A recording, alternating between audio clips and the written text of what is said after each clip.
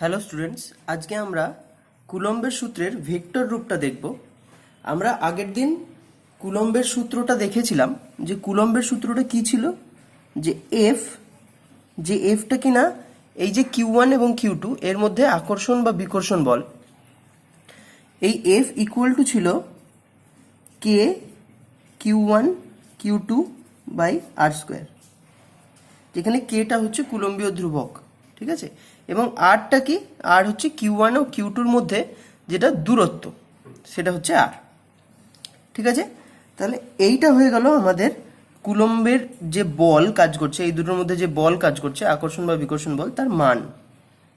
আমরা যদি এই জিনিসটাকে ভেক্টোরিয়ালি লিখতে চাই, অর্থাৎ ভেক্টর আকারে লিখতে চাই, কারণ আমরা জানি বলটা হচ্ছে ভেক্টর রাশি, তাহলে আমাকে লিখতে হয় এফ ভেক্টর ইকুয়াল টু, প্রথমে কোনো একটা ভেক্টরের মান লিখতে হয়, তারপরে সেই ভেক্টরের দিক বরাবর ইউনিট ভেক্টর দিতে হয়, ঠিক? ওকে, তাহলে আমরা সেইভাবেই লিখবো। তাহলে এই ভেক্টরটার মান হচ্ছে কে Q1 Q2 by R square, এবং এই ভেক্টরটার দিক আমাকে জানতে হবে। তো আমি ধরো এটা বলছি যে Q1 Q2-র উপরে যেটা বিকর্ষণ বল প্রয়োগ করছে, অর্থাৎ সেই বিকর্ষণ বলটা প্রয়োগ করছে কোন দিক বরাবর, এই দিক বরাবর, এবং সেই বিকর্ষণ বলটার আমি নাম দিচ্ছি এফ, সাপোজ F21, অর্থাৎ F21 বলে আমি কি বলছি দেখো, আমি এখানে লিখে দিচ্ছি যে F21 হলো, তাহলে F21 হলো force on Q2 due to Q1, ঠিক আছে। এবং আমি এই Q1 এর সাপেক্ষে Q2-র যেটা অবস্থানটা, সেই অবস্থানটাকে বলছি R21, এবং আমি লিখেও দিচ্ছি R21টা কি। তাহলে R21টা হলো position of Q2 from Q1, অর্থাৎ Q2 এর দূরত্ব Q1 থেকে, ঠিক আছে। এর দ্বারা আমি বলে দিলাম যে R21 ভেক্টরটা কোন দিক বরাবর, R21 ভেক্টরটা হচ্ছে এই দিক বরাবর, এইটা হচ্ছে R21, সেটা হবে এই দিক বরাবর, অর্থাৎ এই দিকে বরাবর। ওকে, এবার তাহলে এই F21 এর দিক বরাবর যেটা ইউনিট ভেক্টর হবে, সেটা আমরা দেখতে পাচ্ছি যে এই দিক বরাবর ভেক্টরটা কি, R21 ভেক্টর। তাহলে ইউনিট ভেক্টরটাকে আমি এইভাবে লিখছি যে R21 ক্যাপ, R21 ক্যাপ। এই ক্যাপ চিহ্নটা তোমরা আগেও দেখেছো যে আমরা এক্স অক্ষ বরাবর ইউনিট ভেক্টর লিখতে আই ক্যাপ, ওয়াই অক্ষ বরাবর ইউনিট ভেক্টর লিখতে জে ক্যাপ, এবং জেড অক্ষ বরাবর ইউনিট ভেক্টর লিখতে কে ক্যাপ ব্যবহার করে থাকি। তেমনি এই R21 এই ভেক্টরের দিক বরাবর ইউনিট ভেক্টর প্রয়োগ করতে লিখতে আমি R21 ক্যাপটা ইউজ করলাম, ঠিক আছে। এবার আমি দেখব যে R21টাকে আর কিভাবে লেখা যায়। দেখো, আমরা কোনো একটা ভেক্টর, ধরো আমি এইখানে তোমাদের দেখাই যে কোনো একটা ভেক্টর এ ভেক্টর, এই ভেক্টরটাকে কিভাবে লিখি দেখো, সেটা হচ্ছে এ ভেক্টরের মানটা লিখি প্রথমে, তারপরে এ ভেক্টর বরাবর ইউনিট ভেক্টর, অর্থাৎ এখানে আমি এ ক্যাপ দিলাম, এইভাবে কোনো একটা ভেক্টরকে সূচিত করা হয়, ঠিক আছে। তাহলে এই ইউনিট ভেক্টর ইকুয়াল টু আমি কি লিখতে পারি, দেখো এ ইউনিট ভেক্টর, এটা ইকুয়াল টু আমি লিখতে পারি এ ভেক্টর ডিভাইডেড বাই এ এর মান, অর্থাৎ এ ভেক্টর, দেখো এই ইকুয়েশনটা থেকে দেখো, এই ইকুয়েশনটা থেকে দেখো, এখান থেকে আমি এ ক্যাপ ইকুয়াল টু লিখতে পারি এ ভেক্টর ডিভাইডেড বাই এ এর মান। তাহলে আমি R21 যেটা ক্যাপ আছে সেটাকে আমি এইভাবে লিখতে পারি যে কে Q1 Q2 by R square, এবং R21 ভেক্টরটাকে আমি লিখলাম R21 ভেক্টর বাই তার মান, এরমভাবে R21 ভেক্টর ডিভাইডেড বাই তার মান। এবং তার মান আমি এখানে আগেই তোমাদের বলেছি যে Q1 এবং Q2-র মধ্যে দূরত্ব আমি কত ধরেছি, R, ঠিক আছে। অর্থাৎ এই R21 ভেক্টরের মান হচ্ছে R, ঠিক আছে। তাহলে এইটা কি হয়ে গেল, এইটা হয়ে গেল কে Q1 Q2 by R cube, তার সঙ্গে রয়েছে R21 ভেক্টর। এবং এই এফটা আসলে কি ছিল, আমি এটা লিখতে ভুলে গেছি, এটা হচ্ছে F21, তাই না, অর্থাৎ force on Q2 due to Q1, ঠিক আছে, আমি একটু আলাদা করে লিখে নিই যে তাহলে আমার F21 ভেক্টরটা কি হলো। F21 ভেক্টরটা হলো K Q1 Q2 by R cube into R21 vector. ঠিক আছে, এবার ধরে নাও, দেখো আমি এই জিনিসটাকে আরও কিভাবে লিখতে পারি, তুমি এটাও বলতে পারো, এটাও কিন্তু আমাদের কুলম্বের সূত্রের ভেক্টর রূপটা আমরা পেয়ে গেছি। ঠিক আছে, কিন্তু এটাকে আরও কিভাবে লেখা যায় দেখো, আমি এই ছবি থেকে তোমাদেরকে একটু ব্যাখ্যা করার চেষ্টা করি। দেখো, যদি আমি এই দেখো Q1 যে পজিশন ভেক্টরটা আছে, Q1 যে অবস্থান ভেক্টরটা আছে, সেটাকে আমি লিখেছি R1, এবং Q2 যে অবস্থান ভেক্টরটা আছে সেটাকে আমি লিখেছি R2। এবার আমি যদি R21 ভেক্টরটাকে এই দিকে দিই, যে এই দিক বরাবর হচ্ছে R21 ভেক্টর, তাহলে দেখো এটা একটা ত্রিভুজ ফর্ম করছে, এই জিনিসটা একটা ত্রিভুজ ফর্ম করছে। এবং আমি যদি ত্রিভুজের ভেক্টর যোগের নিয়মটা অনুযায়ী এই R21 মানটা লিখতে চাই, বা ত্রিভুজ সূত্র অনুযায়ী যদি আমি এই ভেক্টরগুলোকে লিখতে চাই, তাহলে সেটা আমার হয় কি, দেখো আমি এখানে একটু অন্য কালার ইউজ করে বলি, সেটা আমার হয়ে যায়, দেখো এই R1 এবং R21 একই দিকে চলছে, তাই নয়, এইরকমভাবে, অর্থাৎ ক্লকওয়াইজ, এবং R2টা অ্যান্টি ক্লকওয়াইজ চলছে। তাহলে আমি লিখতে পারি যে R1 vector plus R21 vector equal two R2 vector. এটা ভেক্টরের ত্রিভুজ সূত্র আমি অ্যাপ্লাই করলাম। যারা বুঝতে পেরেছো খুবই ভালো, যারা বুঝতে পারোনি, আমি কিছুদিনের মধ্যেই ভেক্টরের একটা ভিডিও আপলোড করব, সেটা একটু দেখে নিও, তাহলেই বুঝতে পারবে। আচ্ছা, তাহলে এখান থেকে আমি R21টাকে কি লিখতে পারি, or R21 vector is equal to R2 vector minus R1 vector. ঠিক আছে, তাহলে এখানে R21 মানটা আমি এটা দিয়ে প্রতিস্থাপিত করে দিতে পারি, রিপ্লেস করতে পারি। তাহলে এখানে দেখো F21 আমি কি লিখব, তাহলে F21 vector equal to K Q1 Q2 by R cube. তাহলে F21 হয়ে গেল কে Q1 Q2 by R cube, আর R21কে আমি রিপ্লেস করছি এইটা দিয়ে, তাহলে হচ্ছে R2 মাইনাস R1। ঠিক আছে, এবার এইটা তো হলো যে Q1 Q2-র উপরে কতটা বল প্রয়োগ করছে। এবার আমি যদি বলি যে Q2 Q1-এর উপরে কতটা বল প্রয়োগ করছে, তাহলে সেই বলটা ঠিক হবে এই বরাবর, এবং সেটাকে আমি বলবো এটাকে যেরকম F21 বলেছিলাম, এটাকে আমি বলবো F12। অর্থাৎ F12 আমাদের কি হবে, এইটা অনুযায়ী তোমরা বলতে পারো যে force on Q1 due to Q2, ঠিক উল্টোটা হবে, মানে Q2-র জায়গায় Q1, Q1-এর জায়গায় Q2। ওকে, তাহলে এটা হয়ে যাবে, দেখো আমি যদি F12টা লিখতে চাই, তাহলে তার মান তো একই থাকবে, কারণ এদের মধ্যে দূরত্ব একই আছে, আধানদ্বয়ও একই আছে। তাহলে কে Q1 Q2 by R cube, এবং এইটা R21-এর জায়গায় হয়ে যাবে R12, এবং R12টা কোন দিক বরাবর, R12টা হচ্ছে এই দিক বরাবর, R12, তাই নয়। আবার যদি আমি ভেক্টরের ত্রিভুজ নিয়ম অ্যাপ্লাই করি, তাহলে আমি R12 লিখতে পারবো, R12টাকে লিখতে পারবো এইভাবে যে R1 মাইনাস R2।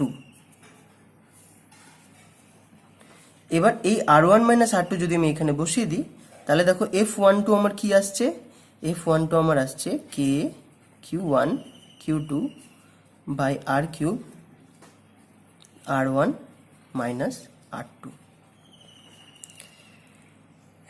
এটা হলো আমাদের কি F12।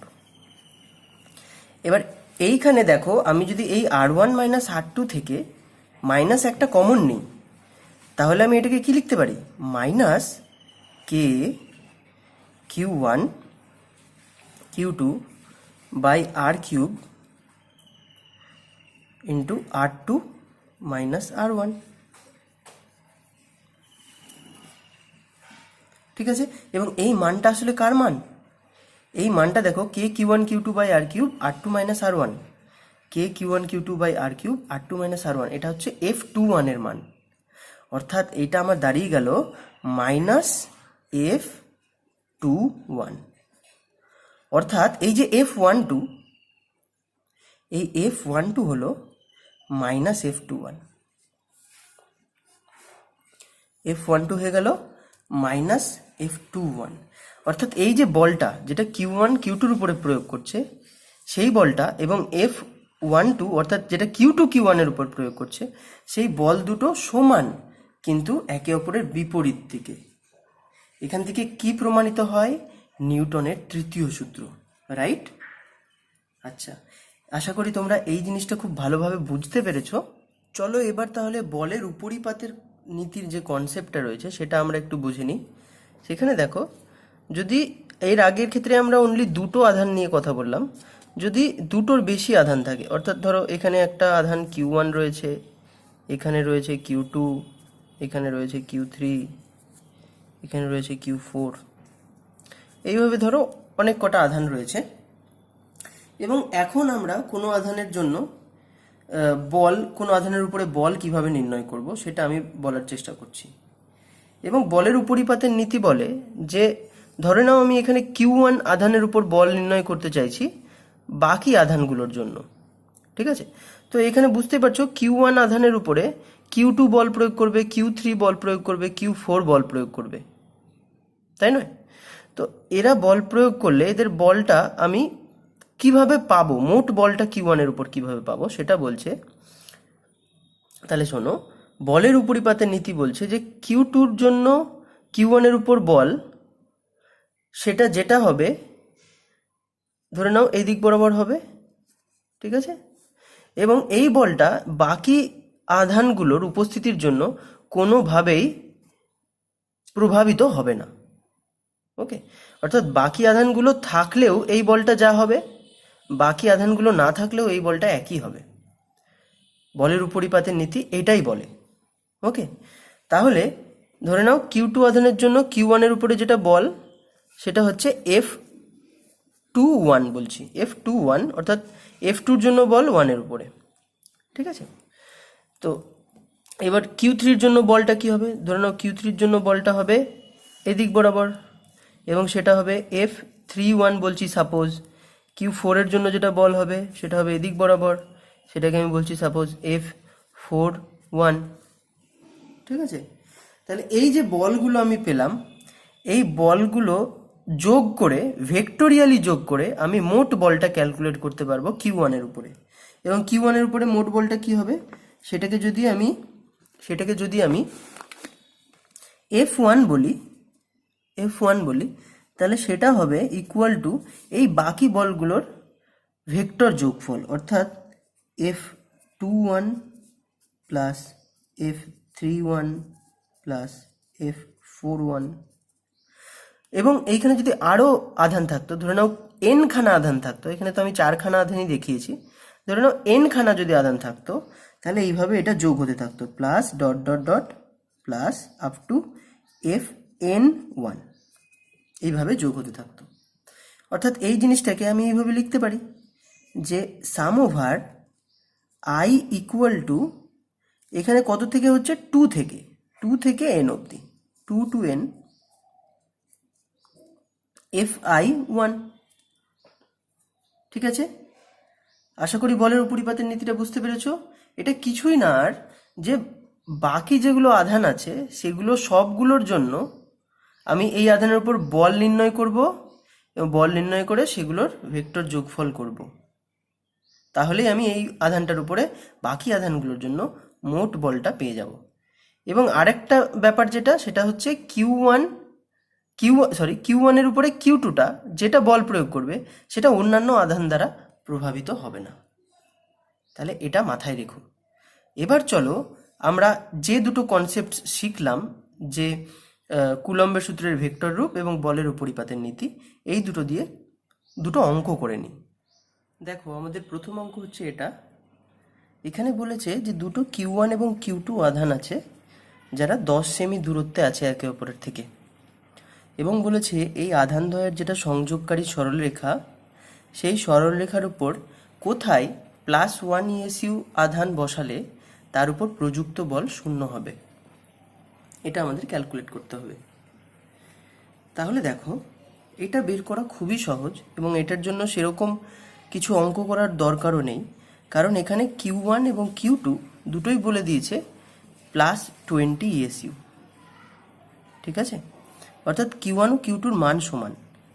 তাহলে ভাবো যে এই +1 ইএসইউকে আমি যদি এই দুটো আধানের যে সংযোগকারী সরলরেখা তার ঠিক মাঝামাঝি বসাই, অর্থাৎ ঠিক এই রকম জায়গায় মাঝামাঝি বসাই, তবে এই Q1 একে বিকর্ষণ করবে, কারণ এরা কি সমপ্রকৃতির, এ +20 ইএসইউ, এ +1 ইএসইউ। ফলে বিকর্ষণ বল প্রয়োগ করবে কোন দিক বরাবর? এই সরলরেখা বরাবর, এই দিক বরাবর। এবং যেটা Q2 তার উপর বল প্রয়োগ করবে ঠিক তার বিপরীত দিকে এবং এই দিক বরাবর। এবং এই দুটো বলের মান কি সমান হবে, কারণ এই Q2 থেকেও এ যত দূরে অবস্থিত হবে, Q1 থেকেও এ তত দূরে অবস্থিত হবে, কারণ আমরা Q1 ও Q2-র সংযোগকারী সরলরেখার মধ্যবিন্দুতে বসিয়েছি আধানটাকে। তো যেহেতু এরা একই দূরত্বে এবং একে অপরের বিপরীত বল দুটো, তাই এরা একে অপরকে ক্যান্সেল আউট করে দেবে। এবং এই মধ্যবিন্দুতে যদি আমি +1 ইএসইউকে বসাই, অর্থাৎ এইখানে যদি আমি +1 ইএসইউ আধানটাকে বসাই, তবে এইখানে তার উপর কোনো বল প্রযুক্ত হবে না, কারণ বল দুটো একে অপরকে ক্যান্সেল আউট করে দিচ্ছে। কিন্তু মুশকিল হয় তখন যখন এই দুটো আধান সমান হয় না। চলো সেরকম একটা উদাহরণ নিয়ে নিই। ধরে নাও এটা হচ্ছে Q1 এবং এটা Q2। একটা আমি বলে দিলাম, ধরে নাও একটা 20 ইএসইউ এবং এটা হচ্ছে 10 ইএসইউ। এই অঙ্কটা কিন্তু এখানেই হয়ে গেল। ওকে, এই অঙ্কটার অ্যান্সার তাহলে কি হবে?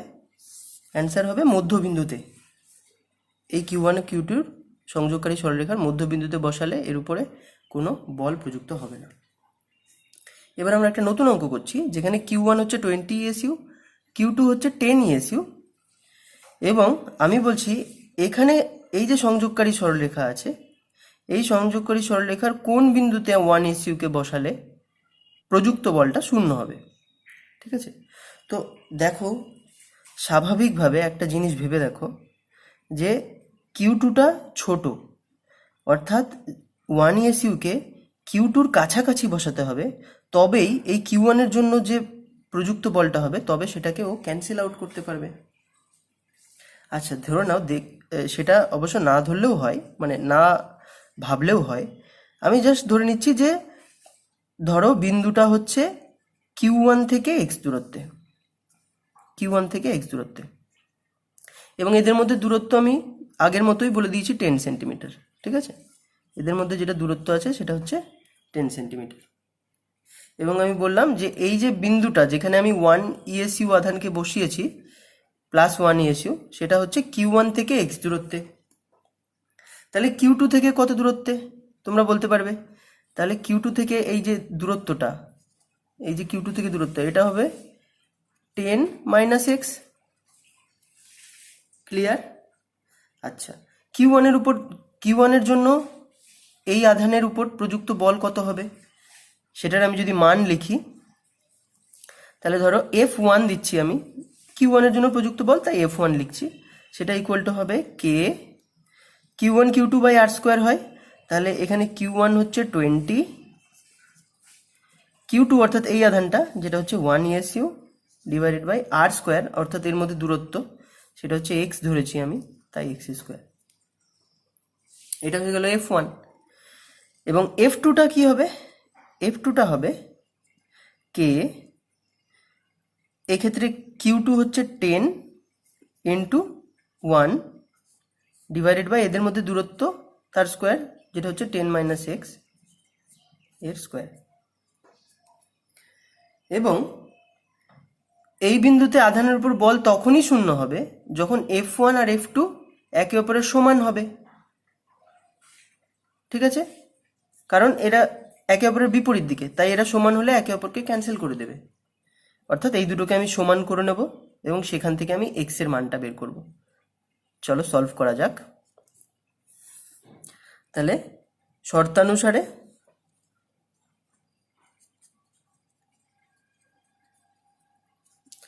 F1 ইকুয়াল টু F2 হতে হবে, তবেই আমাদের বলটা প্রযুক্ত বলটা 0 হবে। তাহলে একদিকে থাকবে k 20/x², আর একদিকে থাকবে k 10/x², 10/10 - x², 10 - x তার হোল স্কোয়ার। ঠিক আছে, এখানে কে কে ক্যান্সেল আউট হয়ে যাবে, এই 10টা এই 20 দ্বারা ক্যান্সেল আউট হবে। তাহলে একদিকে থাকবে x², একদিকে থাকবে 10 - x²।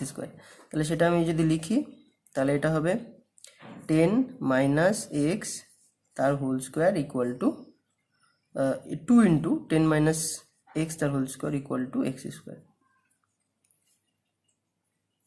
চলো এটাকে সলভ করে নিই। তাহলে এটা হবে 2 যদি আমি গুণ করে দিই ভিতরে, ঠিক আছে, এবং এটাকে যদি আমি ভেঙে নিই হোল স্কোয়ারের ফর্মুলায়, তাহলে এটা হবে 200 মাইনাস 2 × 10 × x ইন্টু 2 আছে আর একটা 2 × 10 হবে 20, 20 × 10 হচ্ছে 40, 20 × 2 হচ্ছে 40, তাহলে 40 × x plus x² equal to x² equal to x², sorry এটা 2x² হবে, 2x² equal to x²। Or তাহলে এখান থেকে আমি কি পাচ্ছি দেখো, একটা x এর কোয়াড্রেটিক ইকুয়েশন তৈরি হচ্ছে। এই x²টাকে এইদিকে আনলে একটা -x² আমি এখানে পাবো। তাহলে এটা হয়ে যাবে x² minus 40x plus 200 equal to 0। এবার এই যে ইকুয়েশনটা আছে এক্স এর কোয়াড্রেটিক ইকুয়েশন, এই ইকুয়েশনটাকে তোমরা যদি সলভ করে নাও তাহলে দেখো কি পাওয়া যায়। তাহলে এখানে তুমি পাবে x ইকুয়াল টু -b, ওই ফর্মুলাটাই যাচ্ছি আমি, -b, তাহলে -40 হবে, যেহেতু -40 আছে তাই প্লাস হয়ে যাবে, এখানে প্লাস মাইনাস থাকবে √b² অর্থাৎ 40²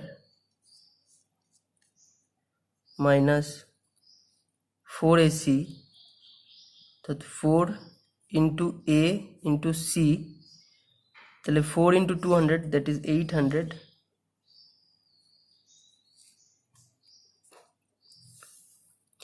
ডিভাইডেড বাই 2a অর্থাৎ অনলি 2, a তো এখানে 1।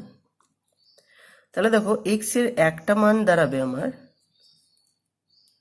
+40 plus minus, sorry plus minus নয়, অনলি প্লাস ইউজ করছি, অনলি প্লাস √, এটা হবে 1600 মাইনাস 800 ডিভাইডেড বাই 2।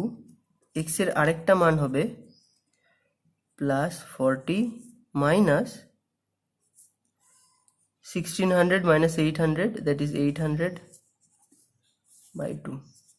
এবং এইটা সলভ করলে কি দাঁড়ায়, এটা ক্যালকুলেট করলে হয় এখানে পাওয়া যায় 34.14 এবং এইটার মান হয় 5.85। এবার দেখো আমাদের x এর দুটো মান পাওয়া গেছে, কোন মানটা পসিবল আমরা দেখে নিই। দেখো দেখো এক্সটা আমরা কি ধরেছিলাম, এক্সটা আমরা ধরেছিলাম q1 থেকে এই বিন্দুটার দূরত্ব, যেখানে আমি 1ac বসিয়েছি, সেটার দূরত্ব যদি 34.14 হয়, যেখানে q1 আর q2-র মধ্যে দূরত্ব কত 10 সেমি, তাহলে বিন্দুটা চলে আসছে এই q2-রও ডান পাশে, ঠিক আছে, q2-র ডান পাশে চলে আসছে বিন্দুটা। এবং সেখানে যদি আমি q2-র ডান পাশে আমি কল্পনা করি, ধরে নাও আমি এখানে একটা ছবি এঁকে তোমাদেরকে বোঝাচ্ছি, এখানে একটা ছবি এঁকে বোঝাচ্ছি, ধরো এটা হচ্ছে q1, ঠিক আছে, এবং এই দিকে রয়েছে q2 এবং এর ডান পাশে একটা বিন্দু ধরে নিই। তাহলে এই বিন্দুতে যদি আমি 1ac বসাই তাহলে q2 পজিটিভ, এও পজিটিভ, তাহলে বিকর্ষণ করবে, এই দিকে বল প্রয়োগ করবে, এবং q1 পজিটিভ, এটাও পজিটিভ, তাই এও এই দিকে বল প্রয়োগ করবে, এবং এই দুটো বল যোগ হয়ে কখনো কি শূন্য হবে? কারণ এরা তো একই দিকে, এরা কখনোই শূন্য হবে না। এই দুটো বল যোগ হয়ে কখনোই শূন্য হবে না, কারণ এরা একই দিকে কাজ করছে। ওকে, তো এই মানটা যেটা 34.14 সেটা পসিবল নয়। তাহলে পসিবল কোনটা? 5.85। অর্থাৎ 5.85 এই Q1 আর Q2 এই দুটোর মাঝামাঝি একটা বিন্দুতে পড়ছে, ধরো এইখানে পড়ছে, এবং এইখানে Q2 একে বিকর্ষণ করবে, ফলে বল হবে এইদিকে, এবং Q1ও বিকর্ষণ করবে, ফলে বল হবে এইদিকে। এই দুটো বল একে অপরকে ক্যান্সেল আউট করতে পারে, ফলে এইটা হচ্ছে আমাদের রাইট অ্যান্সার। বোঝা গেল? তাহলে এখানে অ্যান্সার হবে 5.85 সেন্টিমিটার দূরে Q1 থেকে। ঠিক আছে, চলো আরেকটা অঙ্ক দেখে নিই। আচ্ছা, এটা দেখো আরেকটা অঙ্ক। এখানে বলের উপরিপাতের নীতিটা খুব ভালোভাবে কাজে আসবে। দেখো এখানে এটা একটা বর্গক্ষেত্র দেওয়া আছে, যার প্রত্যেকটা বাহুর দৈর্ঘ্য বলা আছে 10 সেন্টিমিটার, এবং এই দিকে আমি যদি এই কোণাটাকে নাম দিই এ, ধরুন এ বি সি ডি, এই এ বিন্দুতে রয়েছে 10 ESU আধান প্লাস 10 ESU, বিতে প্লাস 5 ESU, সিতে প্লাস 3 ESU এবং ডিতে রয়েছে মাইনাস 2 ESU আধান। এবং এই যে মধ্যবিন্দু, এই মধ্যবিন্দু আমি নাম দিচ্ছি ও, এই ওতে রয়েছে প্লাস 1 ESU আধান। এবং আমাদের কোয়েশ্চেন কি বলেছে? কোয়েশ্চেন বলেছে যে প্লাস 1 ESU আধানের উপর বল কত সেটা নির্ণয় করতে হবে। তাহলে আমরা এখানে কি করব? বলের উপরিপাতের নীতির নিয়ম অনুযায়ী প্রথমে প্রত্যেকটা আধানের জন্য এর উপরে বল ক্যালকুলেট করব, এবং তারপরে তাদের সেই বলগুলোকে ভেক্টরিয়ালি যোগ করব। তাহলে দেখো এই এ বিন্দুতে উপস্থিত 10 ESU আধানের জন্য এই বিন্দুতে বল কত হবে সেটা দেখে নাও। যে সেটাকে আমি যদি নাম দিই এফ এ, সেটা হবে কে Q1 Q2 by R square হয়, তাহলে এইখানে হবে Q1 হচ্ছে 10, Q2 তো এখানে 1 ESU, সো ইন্টু 1 করলে কিছুই যায় আসে না, তাই আমি 1টা লিখলাম না। তা 10 বাই এদের মধ্যে দূরত্ব কত হয়? এটা হয়, দেখো এই বর্গক্ষেত্রের যেটা কর্ণ হয় সেটা হয় √2 ইন্টু এ, √2 ইন্টু এ। এখানে এ অর্থাৎ বাহুর দৈর্ঘ্য এখানে 10 সেমি, তাহলে এটা হবে 10√2, কিন্তু এই দৈর্ঘ্যটা হচ্ছে এর অর্ধেক। ঠিক আছে, অর্থাৎ 10√2 বাই 2, অর্থাৎ এটা হয়ে যাচ্ছে আমাদের 5√2। ঠিক আছে, তাহলে এটা 5√2 এর স্কোয়ার। এটা হচ্ছে এফ এ, এবং এফ এ বলটা কোন দিক বরাবর? এফ এ বলটা এই দিক বরাবর। ঠিক আছে, কারণ বিকর্ষণ বল হবে, দুটোই প্লাস আছে। চলো এফ বি ক্যালকুলেট করে নেওয়া যাক। দেখো এফ বি হবে কে, এখানে 5 ইন্টু 1, তাহলে 5 ডিভাইডেড বাই 5√2 তার স্কোয়ার। আচ্ছা, এবার দেখো, এবং এফ বিটা কোন দিক বরাবর? এফ বিটা হচ্ছে এই দিক বরাবর। ঠিক আছে, আচ্ছা এবার চলো ক্যালকুলেট করে নেওয়া যাও এক্স এফ সি, তাহলে এফ সিটা হবে কে প্লাস 3 ইন্টু 1, অর্থাৎ 3 ডিভাইডেড বাই 5√2 তার স্কোয়ার। আর এফ ডি হবে কে 2। দেখো এখানে বল যখন লিখবে তখন তোমরা এই মাইনাস চিহ্নটা লিখবে না এখানে, কারণ বলের দিক অনুযায়ী আমরা মাইনাসটা দিই। ওকে, তো যেহেতু আমরা বলের দিকটা জানি, এবং এখানে বলের দিকটা কোন দিকে হবে? এই -2টা এই +1 ESUকে কি করবে? ওর দিকে টানবে, ফলে বলের দিকটা এই দিক বরাবরই হবে। ঠিক আছে, অর্থাৎ এফ বিটা আর এফ ডিটা একই দিক বরাবর। ঠিক আছে, তাহলে এখানে এফ ডিটা হচ্ছে কে 2 বাই 5√2 তার স্কোয়ার, এবং যেহেতু দিক আমরা জানি তাই মাইনাস চিহ্নটা আর দেওয়ার দরকার নেই। এবার দেখো এফ সিটা আমি দিতে ভুলে গেছি। এফ সিটা হচ্ছে এই দিক বরাবর, যেহেতু এটাও বিকর্ষণ বল। ঠিক আছে, এবার দেখো এফ সি আর এফ এ একই দিক বরাবর, এবং এফ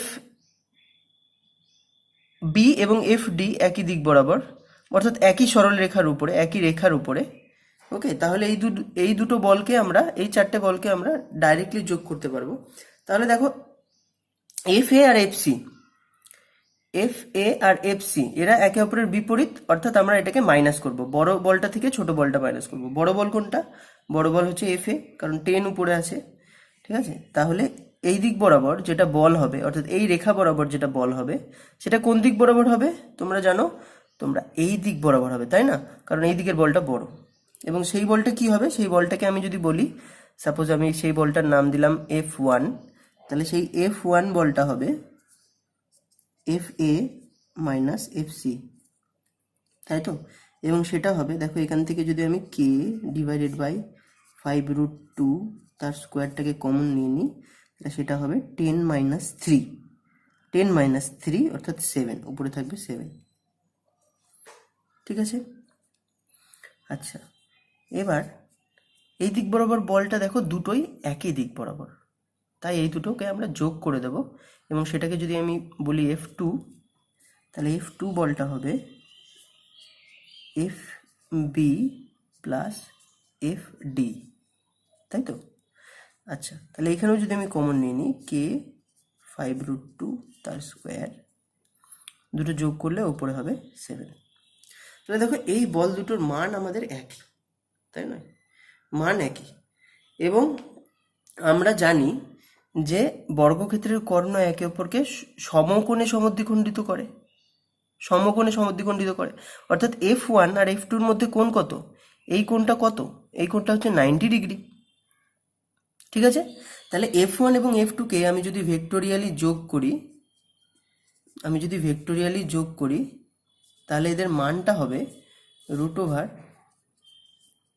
এদের যে মানটা হবে সেটা হবে √, F1 এর মানের স্কোয়ার প্লাস F2 তার মানের square plus 2 into F1 F2 cos theta. এখানে থিটা হচ্ছে F1 আর F2 এর মধ্যে কোণ, এবং আমি বললাম F1 এবং F2 এর মধ্যে কোণ কত? 90 ডিগ্রি। এবং cos 90 ডিগ্রি কত হয়? 0। ফলে এই টার্মটা আর থাকবে না, কেবলমাত্র F1 plus F1 square plus F2 square এই জিনিসটাই থাকবে।